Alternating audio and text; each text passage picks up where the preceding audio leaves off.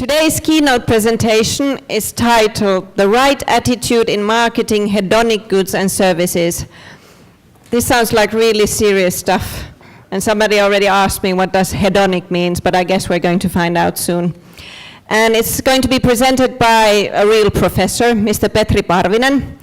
He is the Professor of Strategic Marketing and Management at the University of Helsinki and part-time Professor of Sales Management at the Aalto University. In fact, he's the first and still the only professor of sales in Finland. He has worked with over 200 organizations, and he works as a multi-entrepreneur, board member, and consultant. He has personally founded 12 companies. Petri will also host the two panels, and he has promised to me to be the rude guy today, although in real life, you're quite a nice guy. When I asked him who he would take with him on a desert island, his answer was Björn Borg. I guess if you're interested to know more, you can ask him during the break. The stage is yours, Petri. Thank you. Okay, thanks everybody for being here. I was really happy to be able to put in a little bit of a teaser video indicating that I'm the sales guy and I'm the data guy. So I think in research my specialty is doing real life analysis of where do you get profitable growth from.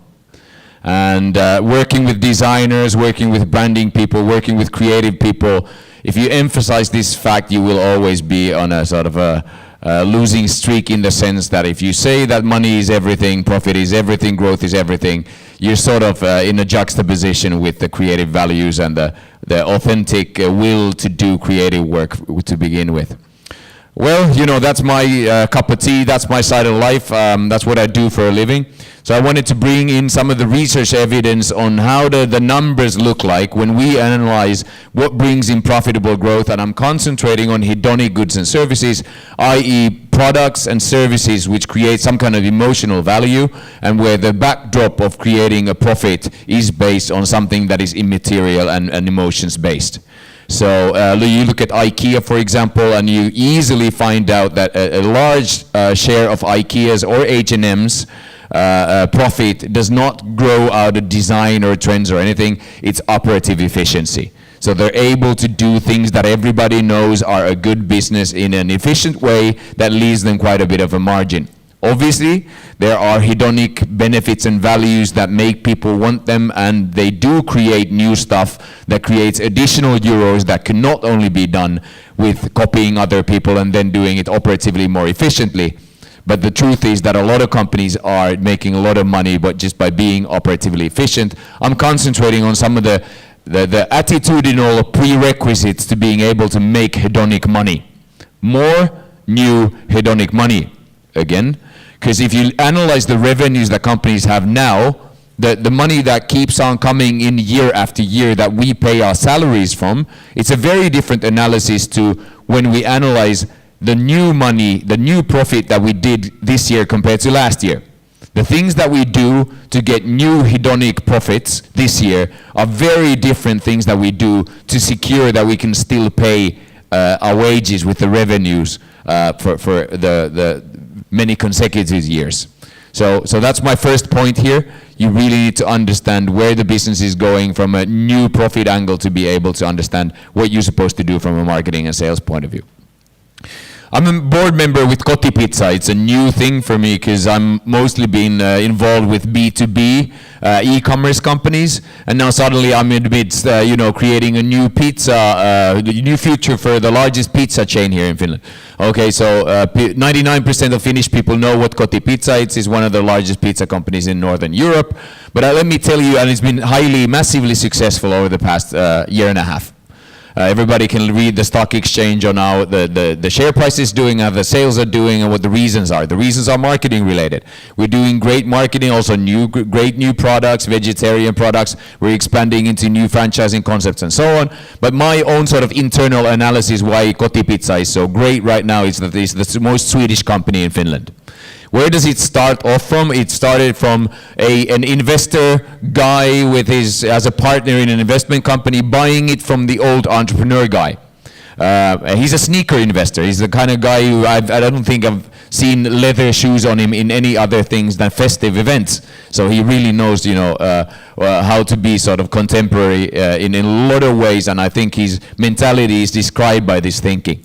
He appointed a marketing-oriented CEO, one of the only guys in the Finnish stock exchange, as a CEO of a publicly listed company that has both a marketing degree and a marketing background. Okay?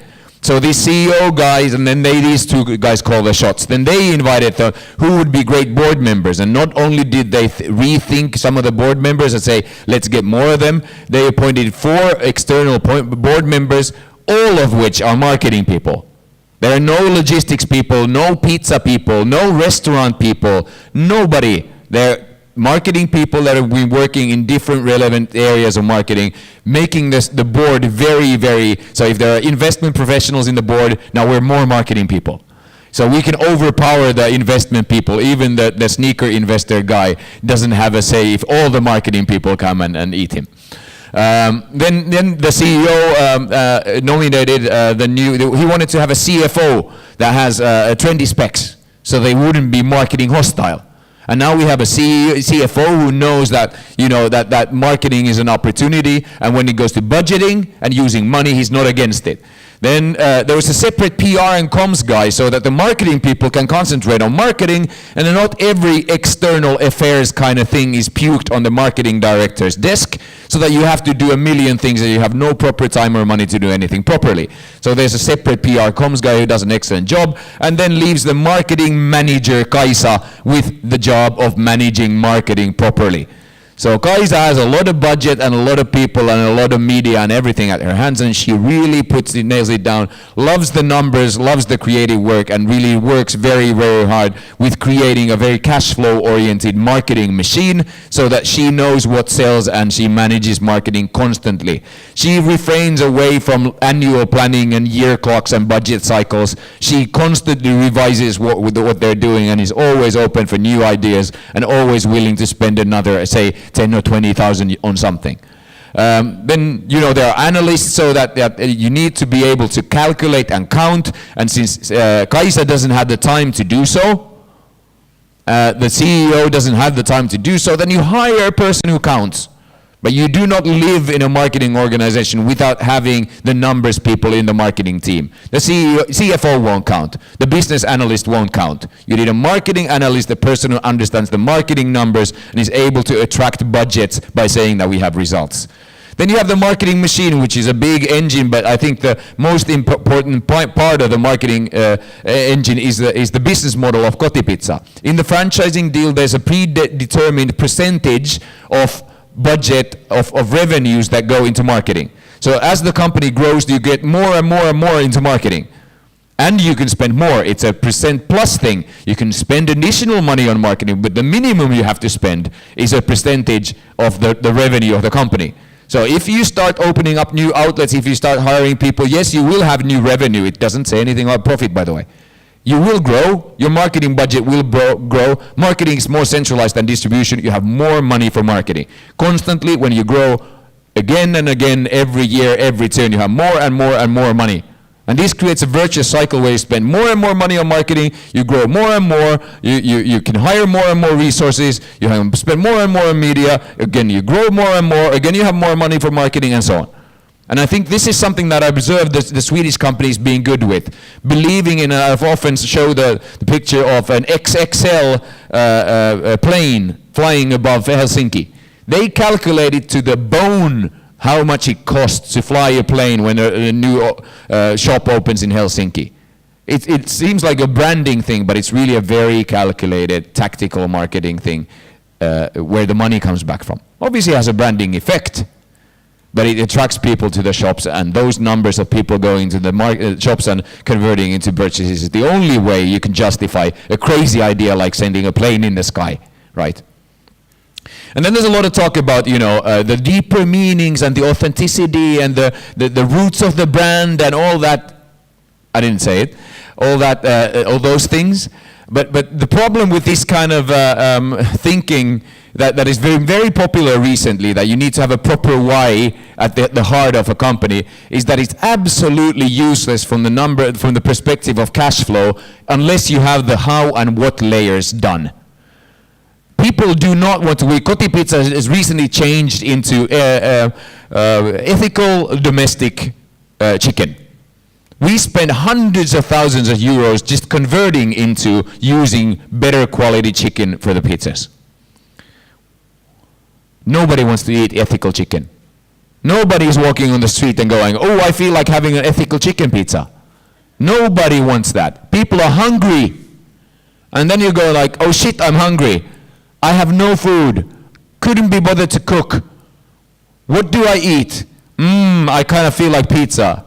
Where's a Kotipizza? Here. Is it open? How long is the queue? Should I do it online or walk in? Or phone? What's the phone number? These are the practical issues that people are involved with, and marketing and branding cannot be oblivious of these issues on the how and what layer, and do not have the right to concentrate on the deeper why meaning unless you have that layer ready.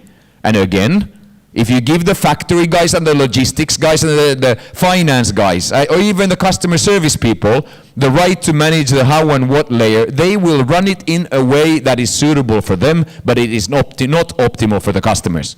The marketing people need to first and foremost be involved with creating the best possible how and what practical experience of how do I use this company and its products. And only then does why ever get a chance to influence anything. 26% of people say that they intend to buy green electricity. 1.2% of people do. And it's because of this very reason that it's so hard to get your hands on green electricity. Nobody's willing to actually convert your attitudes into purchases. This is what I show to my students. This is the slide that I made myself. You can also see that no art director was involved. So the point is that when I analyze marketing organizations, I see 80% of the marketing money and the budgets being spent on creating a brand and the customer promise, and then the very sort of standard sales support marketing. And I think 80% of the money should be on the strategic marketing layer, making people ready to buy. Doing practical stuff that you can do to make people buy. And okay, you can see that there are specialized advertising and promotion agencies that have more gone into this space. But at the end of the day, this is most efficiently and most knowledgeably done by people working within the company. It is very hard to buy this thing. You can try, and some can do it somewhat, whereas this and this has been great for advertising agencies, right? You throw a tennis ball in the wall and ponder whether it's green or red and charge 50,000 for it. You make you guys might know the book Helsinki 12, Helsinki 12. You make the same template for a website, and it takes you 1 minute to convert it to another company and charge 10,000 for it. Great business doesn't help the companies. So also companies need to be very wary of how much you spend outside and how much more of the money you put into some of the activities that I've just listed there as strategic marketing activities that are more directly related to the purchase process. And I guess this is what the How Brands Grow book is all about right now.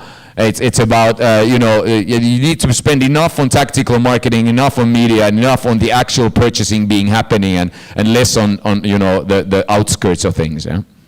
We did this huge study with first of all, domestic data, so that we don't rely on Chinese fake data or American data only, but we did a study with Finnish data, analyzing what the sales impact of media spending and advertising media spending actually is.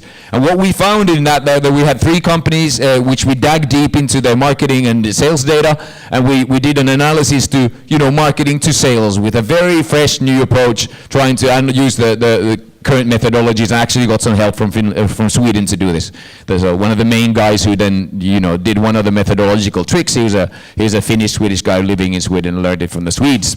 Okay, but the most important finding was that if you analyze any channel, or marketing channel of any company, any of the companies involved, and these are pretty good marketers to begin with, they all experienced the same thing.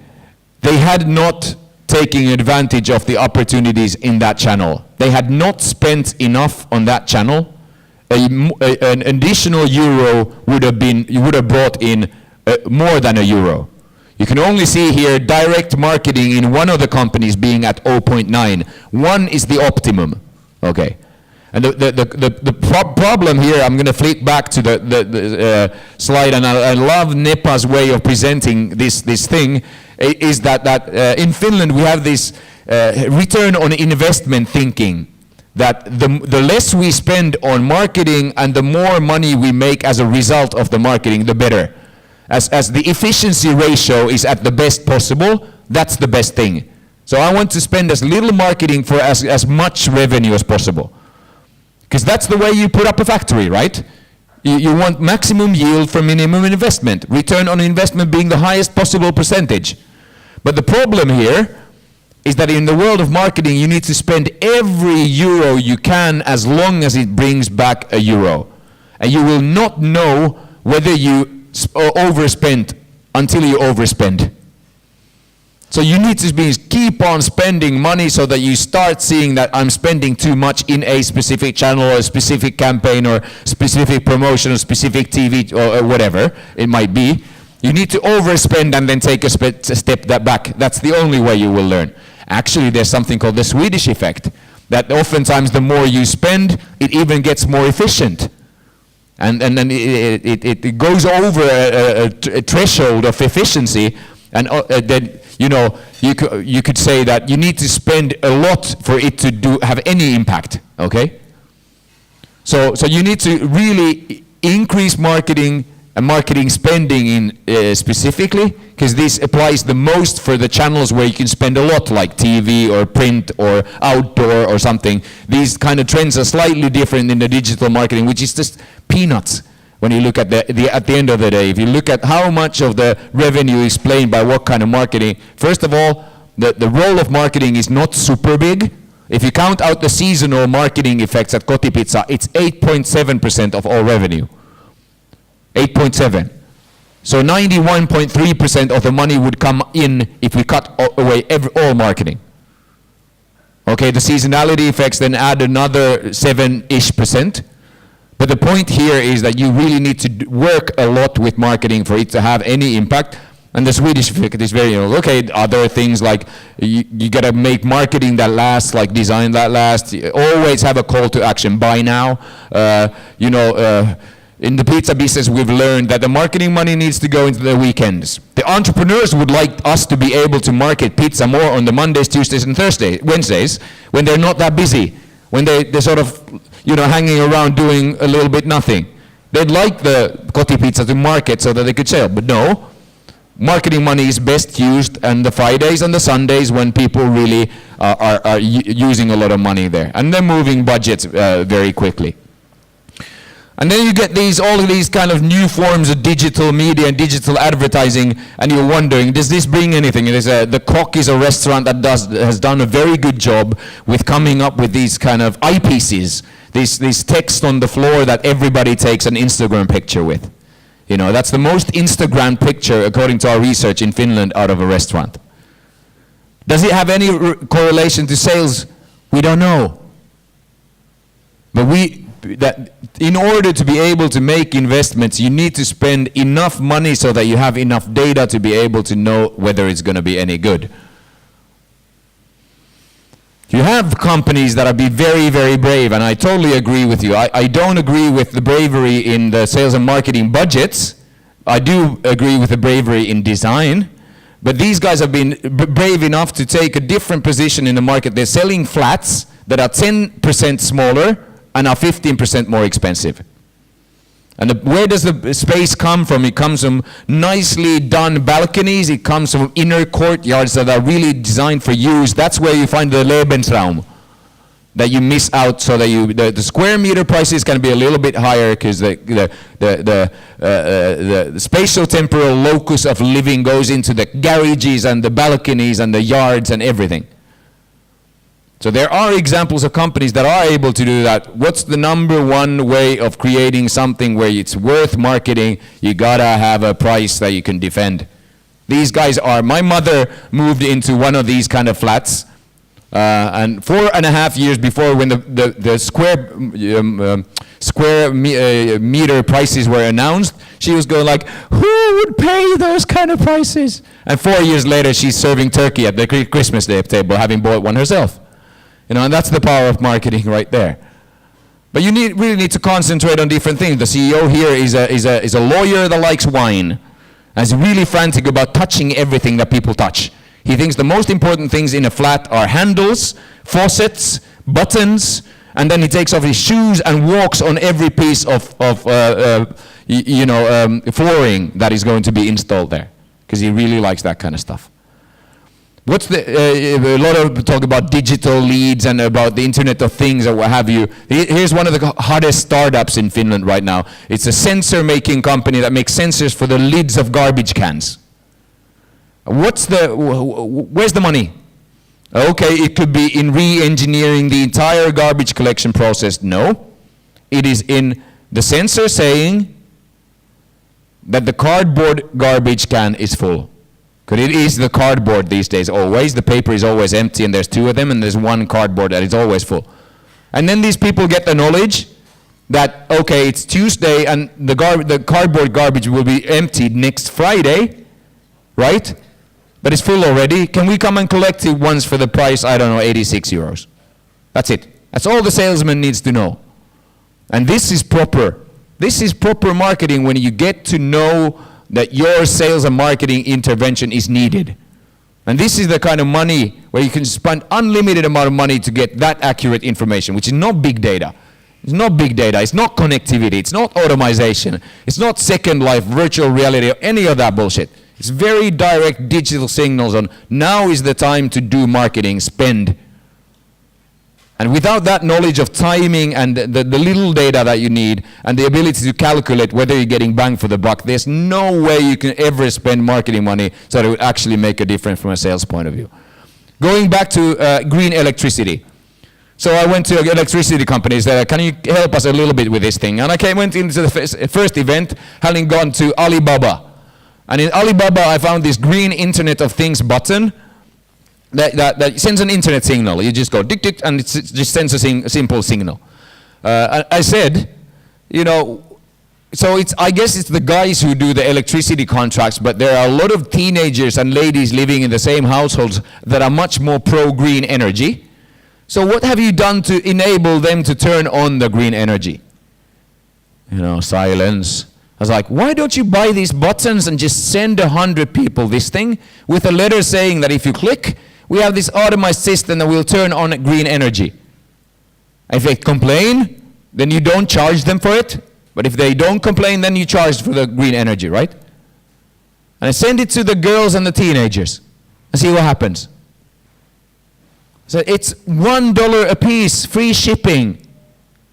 You haven't even thought of this, have you? They've never thought of ways of making it actionable for the person to actually vote for, you know, the brand and the image and the marketing around green energy.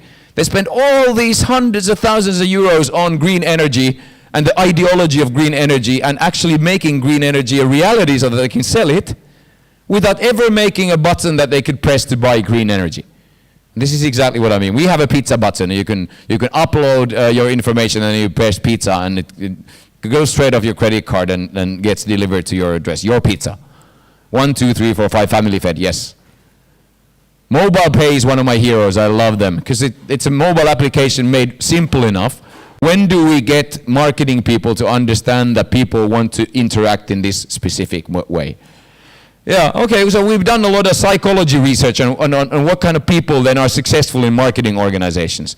And in sales organizations, it's the strong and silent type. It's the listener. But in marketing, that does not apply. You need to be loud. You cannot be weak. You need to be loud enough for people to notice that there's any kind of a difference. And people confuse this, like this timid and cool thing that works in interpersonal relationships, to how you do it in media. It is not, you know, the strong and silent type always scored the girls in the nightclub, right? Other people just dance too much. You know, and then you're sort of irritating or gay. And then, you know, they went home with the ice hockey player at the end of the bar. But in marketing, this does not apply. You need to be able to be out there on people's faces for them to notice anything. You know, we did just done some research, and this is just some random research slide that I copy pasted here just to, you know, if you're selling bigger services, so people are spending more money, it's not a simple haircut, but it's something that you buy as a service, you know, on a bigger scale.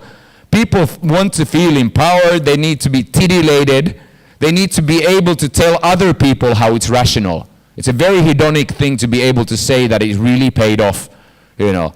Familiarity, so that you can say that this is something that I can do, so you don't go into like physical discomfort zones at all. Using locations and movement, and I think a lot of restaurants are understanding this and going places where people are and not forcing people to go where the restaurants are. I think there's a lot of positive development there. Shops are turning into entertainment centers. Why? Because they need to have some kind of ecological niche when e-commerce takes everything else over, and if it's just slightly better store, or we renovate the store, people won't notice. It has an effect on perception, no effect on purchasing.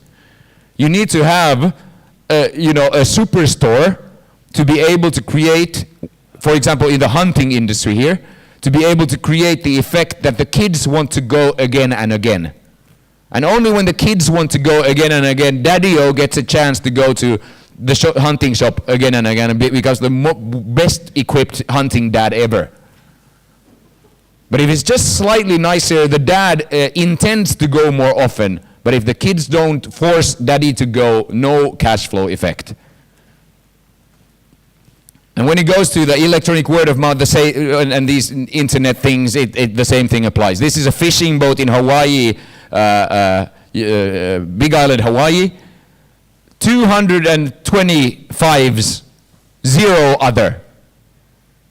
220, zero.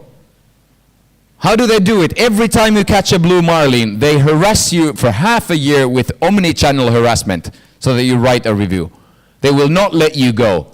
If it's another guy whose details you don't have, I've been like this, and he harassed me like 8 times to tell my friend to give a review. And when I told my friend, he's like, yes, he's harassed me about 10 times. He puts in 20 or 25 efforts from Hawaii to Finland to make sure that we write the number 221. So you really need to be driven in marketing and have a big attitude in details to be able to have any impact. Because if that's 4.6 out of 5 and the other guy has 4.5 and then he's $200 cheaper, who do you think they pick? But if you're 5 out of 5, you're going like, I don't care what it costs. I want the best boat. Yeah. So you know, the travel industry is going places. For example, here, a new thing is yoga trips with energy treatment and sexual healing. Self-organized trips. The travel industry is not growing out of the e-bookers and booking.coms of the world anymore. It's by wine gurus and sexual yoga healers and Formula One fanatics and home chefs and architecture people and Rome fans, you know, who organize their own thing to be able to facilitate their lifestyle as a lifestyle entrepreneur. They maybe do something different and they organize trips. And that's where the profitable growth is in the travel industry.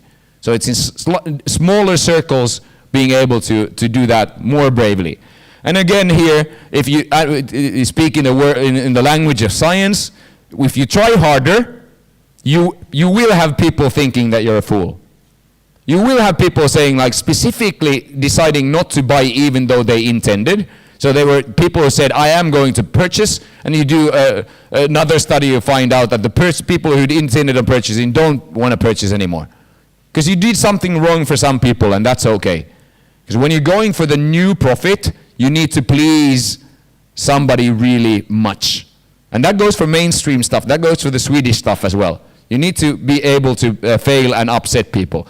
And I love Rulef Krogström's this thing with, you know, his saying like, oh, when I was reading the monocle on the airport, he you know, and the decision to not produce any more moving characters. And just sell the old characters bravely and boldly and not produce any more of it. A lot of people were upset. You know, a lot of deals being ongoing that were cut off. Be smart. Don't bomb the brain with constant repeated marketing messages. Try to put in one bullet from here, in one channel, another arrow from here, and then stomp on the foot, and that's it.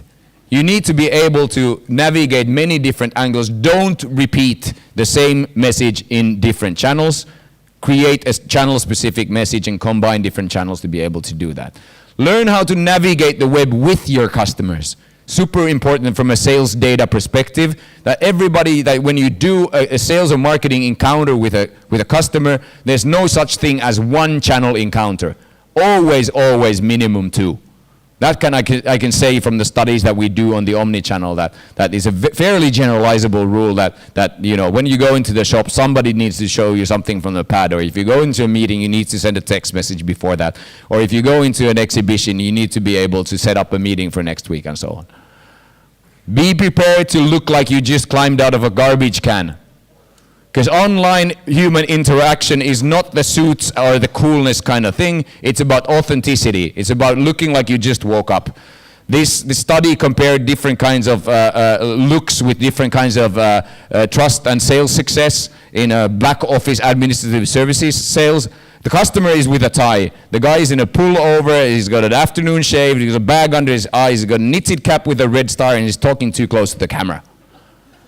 He elicited the most trust and sold the best.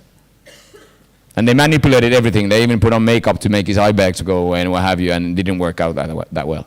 You really need to look like you just climbed out of a garbage can. It's mike@startup.com. Real estate agents aren't supposed to use their educational titles in online interactions at all. Why? Because they appear expensive and vain. Online, you cannot be pretentious. You get caught, you need to be authentic. Make authority videos with you looking grumpy as hell, waking up in the morning and showing passion for the thing. Send it to your customers saying like, you're still in bed patting your dog, and I'm here making chairs for you. You know, try to win over people by bringing your face out there and using personality branding. Even investment bankers do that these days. Why is it so goddamn hard to take a picture of yourself and put it online? People are just so like, I want my products to talk to the people and not the person. It doesn't have to be like this if you're driven by sales. Finland doesn't work like that. You throw a €50 note down the balcony, the guy doesn't dive for it. He puts up his fingers and go to hell. But still, the activities can be driven by the success of the company, even without assuming a nasty money attitude. There's a juxtaposition, and I love the way you said that Finns commercialization is a little bit of an ugly word. Commercialization is the same thing as success for a company. In industrial design, people kind of know it, because the more you use it, the more value you accrue. It does not have to be like this, that you're driven by success and you want to be successful. Intrinsic motivation, according to all studies, is on the rise. You can easily assume a very soft corporate brand and still be very driven by financial success. If you want to do something right in this sense, try pay what you want pricing. Try it. We did this. We sold marketing events with the pay what you want pricing. We got 4% more profit, 88% more revenue. People got to decide what they pay. Why didn't you organize this on a pay what you want? Because if people are community oriented, they want to pay. Out of 176 people, 4 people paid 0. 4. And 2 people paid more than the maximum price. You know, there are ways of converting sort of hungry business attitude and marketing thinking into these kind of things. Put your face out there. These are lawyers. Happy looking people, huh? This is Pori, Culture City, 2025. Thank you.